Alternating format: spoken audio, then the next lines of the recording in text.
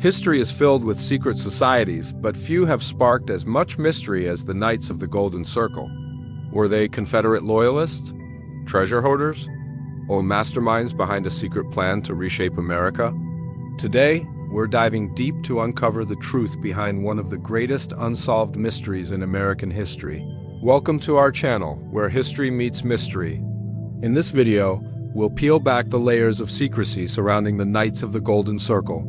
From hidden codes to rumored buried treasures and supposed ties to infamous figures like Jesse James, we're on a mission to explore the legends, the facts, and the myths, and see what history might have gotten wrong. Imagine it's the mid-1800s. America is growing fast, but it's also tearing itself apart from the inside. Tensions between the North and South are boiling over, not just politically, but ideologically. Slavery, expansion, and control of the future are all colliding in ways that seem impossible to resolve peacefully. And right in the middle of this chaos, a secretive brotherhood emerges, an organization that would come to be known as the Knights of the Golden Circle. Their story doesn't start with soldiers or politicians, but with a man named George W.L. Bickley, a doctor, a writer, and above all, a dreamer of something far bigger than himself. In the 1850s, Bickley began talking about an ambitious plan, one that would change the map of North America forever. His idea was simple on the surface, but underneath, it carried huge implications. He wanted to build a powerful empire that stretched from the southern United States deep into Mexico, Central America, and even the Caribbean. This empire, according to Bickley's vision, would be dominated by pro-slavery forces, ensuring that the Southern way of life would not just survive, but expand across entire continents. It was bold, it was radical, and it needed more than just words. That's where the Knights of the Golden Circle came in. Around 1854 or 1855, Bickley began organizing like-minded individuals into a secret society. This wasn't just a group of angry men plotting in taverns. It was designed to feel official, almost noble, with rituals, codes, and hierarchies that gave it the air of a medieval order. The very name, Knights of the Golden Circle, was chosen carefully. By the late 1850s, chapters of the KGC began appearing across the South and even in some northern states, often shrouded in secrecy. Meetings were held behind closed doors. Initiates reportedly took oaths, learned secret handshakes, and were bound by a code of silence. To the outside world, very little was known about what happened in these gatherings, and that mystery only added to their allure. Were they political activists? Were they plotting military campaigns? Or were they simply dreamers clinging to a disappearing way of life? One thing is clear, their timing could not have been more intense. The United States was on the brink of civil war, and the question of slavery was dividing families, towns, and entire states. The KGC positioned itself as more than just spectators in this coming conflict. Some historians believe they saw themselves as the shadow architects of a future in which the South wouldn't just break away from the Union. It would dominate a vast empire stretching far beyond anything the North could ever control. And here's where things get even more intriguing. Bickley didn't just want secret meetings and whispered oaths, he wanted action. Reports suggest that he even tried to rally military expeditions into Mexico, claiming they would be liberators bringing order and prosperity. But critics argued these were little more than land grabs meant to expand the reach of slavery under the guise of freedom. Whether these expeditions ever truly got off the ground remains debated, but the ambition behind them is undeniable. The growth of the KGC was fueled by the chaos of the times. As talk of secession grew louder in the South, so did rumors about the Knights. Some newspapers painted them as dangerous extremists, while others romanticized them as defenders of Southern rights. The secrecy only made things murkier. What were they really planning? How much influence did they truly have? Were they just a fraternity of angry men? Or were they quietly steering the nation toward a much darker future? The Knights knew the power of symbols too. Maps of the so-called Golden Circle began circulating, showing this massive empire they dreamed of controlling. It included the southern states, Mexico, parts of Central America, the Caribbean islands, even Cuba. To supporters, this was a bold vision of destiny. To opponents, It looked like a nightmare blueprint for a sprawling slave empire at a time when the world was slowly turning against the practice. By 1860, as Abraham Lincoln rose to national prominence and Southern states inched closer to secession, the Knights of the Golden Circle seemed to grow bolder. Whispers spread that their members included not just farmers and merchants, but politicians, soldiers, and influential leaders across the South. Were they really pulling strings behind the scenes? Some claim they were preparing for something far bigger than anyone realized, something that would only become clear when the nation finally fractured and the opportunity to seize power presented itself. As the United States edged closer to civil war, the ambitions of the Knights of the Golden Circle began to grow even more daring. What had started as secret meetings and whispered plans now started to take shape as a much larger vision, a dream so grand and audacious that, if it had succeeded, it would have changed the course of history forever. This wasn't just about the South seceding from the Union. No, the Knights of the Golden Circle imagined something far bigger. They dreamed of an empire, a Southern-led superpower stretching across multiple continents, bound together by wealth, resources, and, most controversially, the institution of slavery at its core. This dream revolved around the idea of the Golden Circle, a term they used to describe a massive 2,500-mile radius centered on Havana, Cuba. If you traced that circle on a map, it would include the entire American South, Mexico, Central America, parts of northern South America, and nearly every island in the Caribbean. To the Knights, this was on some far-fetched fantasy. It was a blueprint for a new world order where Southern ideals would not only survive but dominate. Think about it. The mid-1800s was an era when empires were still being carved out across the globe. European powers like Britain, France, and Spain were colonizing vast territories, while the United States itself was expanding westward. The Knights looked at this world and saw an opportunity. Why shouldn't the South have its own empire, one that could rival the great powers of Europe? Why settle for being half of a divided America when they could rule over a confederation of nations bound together by trade, agriculture, and a shared economic system built on slavery? To the Knights, this made perfect sense. The Southern economy was already deeply tied to cotton, sugar, and other crops that required enslaved labor. By expanding southward into fertile lands in Mexico, Central America, and the Caribbean, they believed they could create an agricultural empire so vast and so wealthy that no industrialized northern state or any foreign power could hope to challenge it. In their minds, it wasn't just about preserving slavery. It was about ensuring the South's political and economic supremacy for generations to come. The timing of this dream was no accident. In the 1850s, Mexico was politically unstable, with frequent changes in government and conflicts that left it vulnerable to outside influence. The Caribbean islands, many still under European control, were tempting prizes for anyone bold enough to seize them. Central America, with its strategic location for trade routes and its potential for agriculture, seemed ripe for the taking.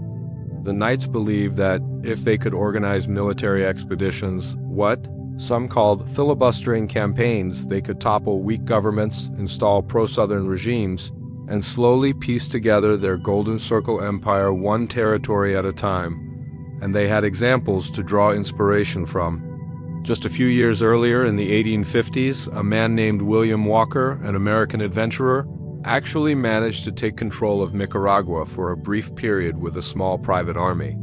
He declared himself president and even tried to. What if I told you that deep in the swamps of Louisiana or hidden beneath the streets of Philadelphia, there are still secret treasures left behind by an ancient order of Confederate spies? A society whose members were prominent leaders in the Confederacy and whose purpose was to hide secrets, land, and gold from the Union? Well, stop imagining it, because it really happened. And there are still people today who believe that its secrets are yet to be uncovered.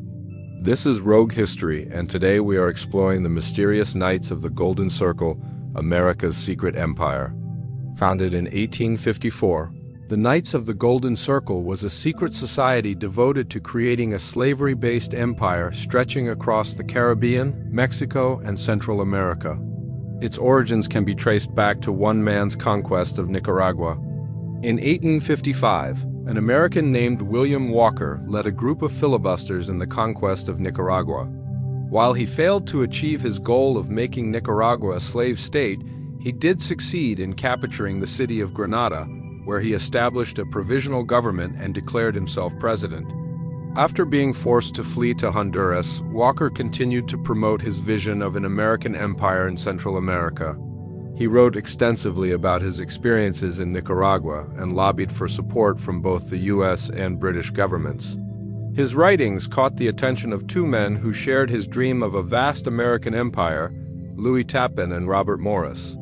In 1857, these two men traveled to New Orleans to meet with Walker and formally founded the Knights of the Golden Circle. Their goal was to create a network of trade routes linking the southern states with their Caribbean ports and tapping into the abundant resources of Central America. Now, this isn't exactly how most people picture the American Civil War, but it's important to remember that while fighting over slavery was the main cause of the war, economics played a huge role too. The Upper South in particular saw the war as an opportunity to become independent from northern manufacturers and bankers. Many believe that secession would bring economic prosperity by eliminating tariffs on trade with Great Britain and freeing them from what they viewed as burdensome federal regulations. But in order to achieve true economic independence, they needed new markets for their agricultural products, especially after losing access to the Mississippi River and the rest of the Gulf. This is where the Golden Circle came in. It was envisioned as a vast network of internal improvements connecting the southern states with the Caribbean and Central America. Specifically, the KGC advocated for building railroads through Nicaragua to tap into its abundant natural resources such as gold, silver, and timber. They also planned to use Nicaragua as a base to launch further conquests, establishing a slave-based economy across Central America and the Caribbean. Now, while the Golden Circle was officially a nonviolent organization, that didn't mean that its members shied away from getting their hands dirty. When the Civil War began, many KGC members went to work secretly. Some became spies for the Confederacy, infiltrating Union-controlled territory to gather intelligence. Others engaged in sabotage, targeting infrastructure and supply lines that were vital to the Union war effort. Still, others formed underground networks that helped Confederate soldiers escape capture and provided them with food and supplies. Their operations were shrouded in secrecy and their members used aliases to conceal their identities. It's said that they even had secret codes and symbols to identify each other. One of the most famous KGC spies was Elizabeth Van Lew, who lived in Richmond, Virginia. She used her position as a socialite to gather intelligence on the Confederates and smuggle it out of the city to the Union. Another famous member was John Mosby, who led a group of Confederate guerrillas known as Mosby's Rangers. They carried out hit-and-run attacks against Union forces in Virginia, sabotaging their infrastructure and spreading chaos throughout their ranks. But some rumors were more dramatic than others. One persistent rumor claimed that the KGC had infiltrated the Confederate government itself, with some even suggesting that Jefferson Davis was a member. According to this theory, the KGC's influence extended deep within the Confederate leadership, shaping military strategy and directing government policy. Proponents of this theory point to the fact that the KGC's goals align closely with those of the Confederacy, particularly their shared desire to expand slavery into new territories. They also point to the secrecy surrounding the KGC's activities, which has led to speculation that the organization was involved in some of the Confederacy's most controversial actions. Some have even suggested that the KGC was responsible for assassinating President Abraham Lincoln. While there is no evidence to support this claim, it has persisted in popular culture, with some believing that John Wilkes Booth was a member of the KGC and that the organization played a larger role in the conspiracy than has been revealed. The assassination of Lincoln has always been one of the most hotly debated topics in American history, and this has unstopped people from coming up with increasingly creative theories about who might have been behind it. But there's another story about the KGC that has captured the public imagination even more than the Lincoln assassination. That's the legend of their hidden treasure. According to this legend, the KGC buried vast amounts of Confederate gold before the end of the Civil War, with some estimates putting the total value of the treasure at over $60 million in today's money.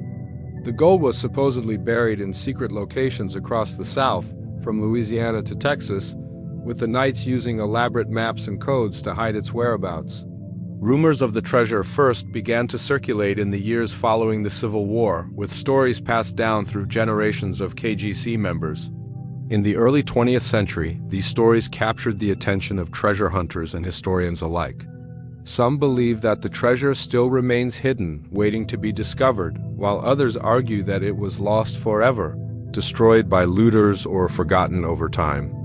Now, the exact origins of this legend are unclear, but it likely emerged from the fact that the KGC was a highly secretive organization. Its members took great pains to conceal their activities, and that led to speculation about what they might be hiding.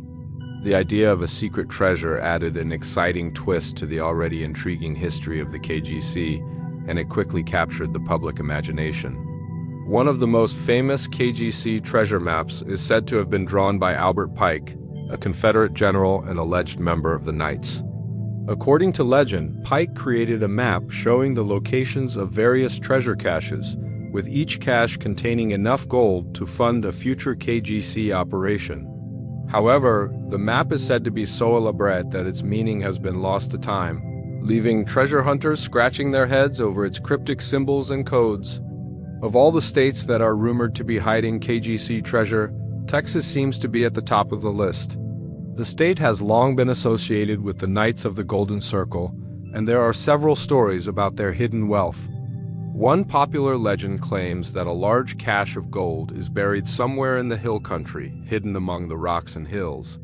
Another story suggests that the treasure is hidden beneath the Alamo, with some believing that the Knights used the famous mission as a front for their secret activities.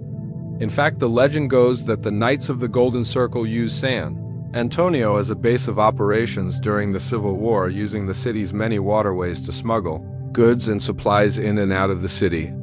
It's said that they chose San Antonio specifically because of its proximity to the gold mines in the hill country, which were known to be rich in the precious metal.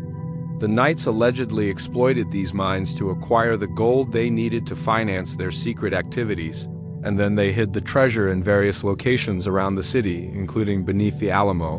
Now, there is no evidence to support any of these legends, but they continue to circulate in Texas lore. Some believe that the treasure still awaits discovery, while others argue that it was lost forever. Regardless, the stories have captured the imaginations of Texans and visitors alike, adding to the state's reputation as a land of mystery and intrigue. There are still people today who believe that the secrets of the Knights of the Golden Circle remain hidden, and that their treasure is yet to be found. What do you think? Are there any other historical mysteries that you'd like us to explore? Let us know in the comments below. And don't forget to subscribe for more fascinating tales from history's shadows. The year is 1864, and the end of the Civil War is on the horizon. The Confederacy is on its last legs, but a small group of elite Southerners known as the Knights of the Golden Circle are planning one last hurrah. As the Union Army closes in on Richmond, they prepare to send a small fortune in gold back to the Confederacy's capital by way of hidden compartments inside coffins aboard a steamer called the Fashion. But before the treasure can be delivered, the ship catches fire and the valuable cargo disappears into the murky waters of the Mississippi River. Or does it? Because according to legend, the Knights of the Golden Circle successfully hid their gold, and some say they even stashed it somewhere in Texas. Hello everyone.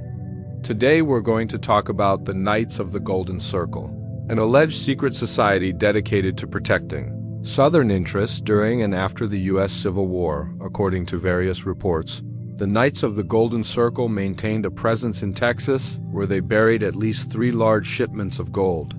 And some say the society even had a hand in the legendary lost treasure of Jesse James, too. Now, before we get started, I'd like to make it clear that historians disagree on whether or not the Knights of the Golden Circle really existed, or if they were just a bunch of fiction conjured up by the imaginations of 19th century sensationalists. That being said, There's no denying that the Knights of the Golden Circle have captured the public's imagination and inspired countless books, TV shows, movies, and of course, treasure hunts. So with all that in mind, let us go ahead and dive into the curious tale of the Knights of the Golden Circle and see what they might have had to do with Texas history. As I mentioned at the top of the show, the Knights of the Golden Circle were a secret society founded in the southern United States in the mid-19th century. Little is known about their origins, although they are said to have been formed in Louisiana in 1854 by a man named Thomas L. Harris. Harris was a former hatter who claimed to have gone bankrupt after losing his entire inventory of beaver hats when he accidentally set his shop on fire. After suffering this devastating loss, Harris became obsessed with the idea of starting a secret organization that would help Southerners protect their property from harm. Despite its somewhat humble origins, the Knights of the Golden Circle grew quickly and soon had chapters all across the South. Membership was open to any white male Southerner, and initiation ceremonies were said to have taken place in secret, underground locations such as caves and hollowed-out trees. While the group's core purpose was to watch over Southern property rights, many members were also intensely pro-slavery and saw the organization as a way to perpetuate the institution long after the coming war would be over. By the 1860s, the Knights of the Golden Circle was very much a political organization. They lobbied against the expansion of the federal government and supported states' rights. When the Civil War broke out in 1861, many members of the Knights of the Golden Circle joined the Confederate Army and continued to fight for the South independence. But others wanted to take a different approach. According to legend, the Knights of the Golden Circle used their widespread membership in the South to funnel money, goods, and people to the Confederacy. But they did so secretly. This is because the Knights of the Golden Circle believed that one day they would need to rise up and overthrow the United States government, which they viewed as corrupt and tyrannical. And having a secret organization operating all across the country came in handy when it came time to smuggle people and supplies to the Confederacy. One of the most ambitious operations of the Knights of the Golden Circle took place in 1863. At the time, Confederate President Jefferson Davis needed to transport a massive amount of gold from the Confederate capital of Richmond to Europe, where he planned to use it to buy weapons and ammunition for the struggling Confederate military. But transporting this much gold through Union lines was nearly impossible. There were simply too many troops stationed between Richmond and the coast. So the Knights of the Golden Circle devised a plan to get the job done. They loaded the gold onto a steamboat called the Fashion, along with a bunch of coffins, ostensibly to hide the valuables inside. Then when the ship reached New Orleans, the Knights of the Golden Circle unloaded the coffins and left them sitting around the docks while the crew got to work loading cotton onto the boat. The plan was for the Knights of the Golden Circle to collect the coffins once the ship docked in Texas, and at that point they could do whatever they wanted with them. But unfortunately, the Fashion never made it to Texas. While sailing down the Mississippi River, the ship caught fire and was forced to dock in a small community called Mount Baylor, near present-day Baton Rouge, and here's where things start getting confusing. Some reports say that the Knights of the Golden Circle successfully retrieved the coffins from the river and buried the treasure in Texas. Other reports claim that the gold was destroyed in the fire and has been lost forever. Yet another version of events says that the Knights of the Golden Circle retrieved the gold and deposited it into a bank in Texas, where it remains to this day. Regardless of exactly what happened to the gold, it's clear that the Knights of the Golden Circle had a presence in Texas. In fact, members of the group are said to have buried treasure all across the state, including at the base of an old sycamore tree in the town of Glen Rose. But the group's legacy in Texas is muddied by the fact that most of their activities were kept secret, and historians can't agree on who to believe. Some accounts say that the Knights of the Golden Circle helped smuggle Confederate soldiers out of the country using secret tunnels underneath the U.S.-Mexico border. Others say the group aided runaway slaves who were escaping to freedom in Mexico. Still, Other reports say that the Knights of the Golden Circle were nothing more than a bunch of power-hungry racists who wanted to keep people enslaved and incite a war between the United States and Mexico. What is certain is that the Knights of the Golden Circle ceased to exist sometime after the Civil War ended in 1865, but their supposed connection to Texas doesn't end there. Now, I should mention that the existence of the Knights of the Golden Circle is itself a matter of debate among historians. Some argue that the group never existed outside of the pages of sensationalist novels written by the likes of author Edward Eggleston, whose book The Knights of the Golden Circle was published in 1888. But others contend that the Knights of the Golden Circle were real, though they were likely much less organized than Eggleston portrayed them to be in his novel. Even so, the notion of secret societies operating in plain sight has endured over the years and inspired countless works of fiction, as well as quite a few treasure hunts. In recent years, a group of treasure hunters led by a man named Dave Stanton have combed through old records trying to uncover the truth about the Knights of the Golden Circle and track down their lost treasure. Stanton is convinced that the Knights of the Golden Circle were real and that they managed to bury millions of dollars worth of Confederate gold.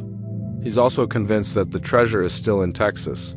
In fact, Stanton believes he already found one of the secret stashes in 2013. While searching near an old sycamore tree in Glen Rose, his team discovered a 40-pound block of metal that turned out to be pure gold. The find was worth approximately $1 million. But despite the incredible discovery, authorities charged Stanton with stealing the metal because it was originally marked as part of an official U.S. mint shipment that disappeared in AD 78. Following his conviction, Stanton sold the gold block to pay his fines and began searching for more. Since then, he spent hundreds of thousands of dollars flying airplanes over Texas, equipped with special devices designed to detect metals buried underground. And while his team hasn't come across anything valuable yet, the hunt isn't over. After all, the Knights of the Golden Circle were an elusive lot, and they were known for concealing their activities whenever possible.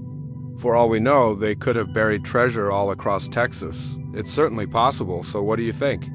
Did the Knights of the Golden Circle really exist? And if so, is there still secret treasure hidden somewhere in Texas waiting to be discovered? Let me know your thoughts down below in the comments. And while you're at it, don't forget to subscribe and ring the bell so you never miss an episode. Thanks for watching. See you next time? Do you ever get the feeling that you're living in the past? Like there are mysteries from another time that you just stumbled into? Well, if you do, you're not alone. And it happens all the time. In fact, there are people who are obsessed with a secret society from the 1850s Civil War era. The Knights of the Golden Circle is a name whispered among historians and treasure hunters alike. Their legacy is one of secrecy, intrigue, and hidden treasure. So what was the Knights of the Golden Circle, and what are people so fascinated about them today? It's unclear when the Knights of the Golden Circle officially formed, but most historians agree that it was in the 1850s. Very little is known about the organization, because members kept their activities top secret. What we do know comes from limited first-hand accounts, newspaper clippings, and archaeological findings. Most of the action happened in the American South and West, present-day Texas, Louisiana, Arkansas, Missouri, Tennessee, and Kentucky. While each state had its own group, all of them followed the same basic principles. Members were required to take oaths of secrecy, and most communication was done through cryptic codes hidden in plain sight. Sometime in the late 1850s, men started carving strange symbols into trees, stones, and buildings. They didn't just leave them randomly either. The Knights chose spots that would be seen by fellow members. After all, this was before widespread adoption of the telephone and telegraph. Getting a message across the country took weeks and often a lot of walking. These symbols, while seemingly random, were actually very important because they served as a type of shorthand for Knights of the Golden Circle business. The most common symbol was two crossed swords with the points facing up. This indicated the presence of a secret cache of weapons. Other times, the swords would be crossed with the points facing down, or a circle would be drawn around them. This meant that the supplies were either buried or hidden in a structure. Today, researchers are still working to fully understand these cryptic codes, but at least 100 years later, some have been decoded. For example, the letter K carved into a tree meant that there was a group of Confederate sympathizers nearby. If the K was accompanied by a circle, it meant that there was an escape route in case of an emergency. The Knights of the Golden Circle wasn't just a secretive society, it was also a conspiracy. Some historians believe that the group evolved into the Confederacy's intelligence arm and may have even survived the Civil War. There are a lot of conspiracy theories surrounding the Knights of the Golden Circle. Some say the group continued on after the war and became the Confederacy's intelligence arm. Others believe that the Knights of the Golden Circle morphed into the Freemasons or the Skull and Bones Society. But there's no evidence to support any of these theories. Over the years, authors have written dozens of novels featuring the Knights of the Golden Circle. One of the best known is The Last of the Mohicans by James Fenimore Cooper.